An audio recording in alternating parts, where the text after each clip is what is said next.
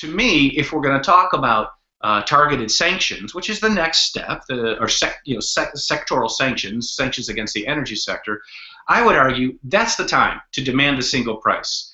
Yeah, some people may want to punish, who knows, Gazprom may want to punish the leadership of Gazprom, but to me, punishment is necessary, in any case of discipline.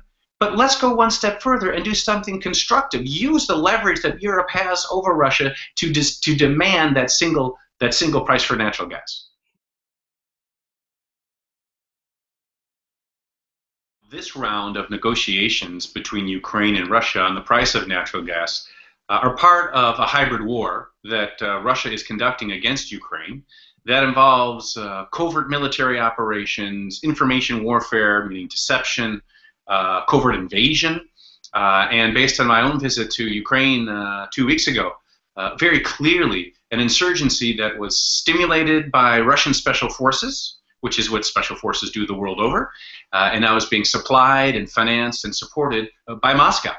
And so charging Ukraine an even higher price for natural gas than had been previously agreed is part of a broad strategy that involves brilliant execution, tactically, I would argue, by Russia. So why can Russia do this on natural gas? It's simply a question of monopoly power. Ukraine has one supplier of natural gas, that's Gazprom. Germany has multiple suppliers, right? Germany is located along the North Sea as well as the Baltic Sea basin, but in the North Sea, around the North Sea, have developed a series of natural gas trading hubs, which are places where natural gas flows in from multiple directions and where it's traded according to free market principles. There are 6 or 7 of those, and those markets are very liquid. It means they really operate as a free market. And so we've seen that Germany has acquired some market force leverage, and German companies have also, to demand that Russia lower its prices. So that's one key point. Second key point is that Russia doesn't want to push around Germany because it knows it can't. It's much more difficult for Russia to push around Germany than Ukraine. Because the third point is that Ukraine's political elites have been so riven with corruption that derives from the energy sector that the whole country is quite vulnerable. Vulnerable to Russian pressure on natural gas pricing, but also vulnerable to Russian pressure across the board because, as we've seen since Yanukovych fled Ukraine, the government that came into power was populated with ministers who were afraid, in many cases, to take decisive decisions.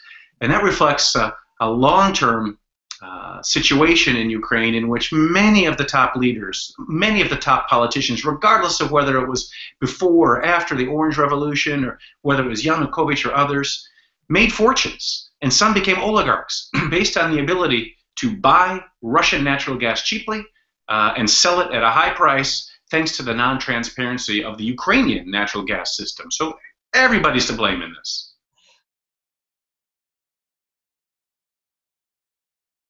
Of revenue outpouring. So the main problem is that there is no gas meter system that determines how much gas flows into Ukraine from the Russian border. Coupled with that is the problem that European Union countries have agreed over the years to buy Russian gas, not on Russia's border with Ukraine or with Poland or Belarus, but on their own borders. So that gives Gazprom and the Russian political economic system a great deal of influence that extends beyond Russia's border into and across Ukraine.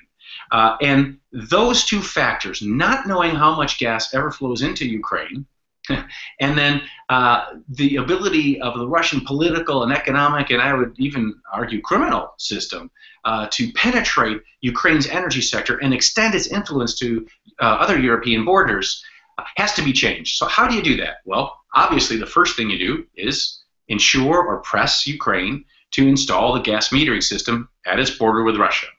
Once everybody knows how much gas is coming in, it's impossible for corrupt officials within Ukraine, in collusion with corrupt Russians on the other side of the border, to steal the gas and then sell it often for a 100% markup. Or use the gas, as in the case of some oligarchs, very cheap gas, to obtain a competitive advantage for the metallurgical and petrochemical factories in eastern Ukraine, which again sort of sustain this black nexus of Russian organized crime, Ukrainian oligarchs in politics and energy.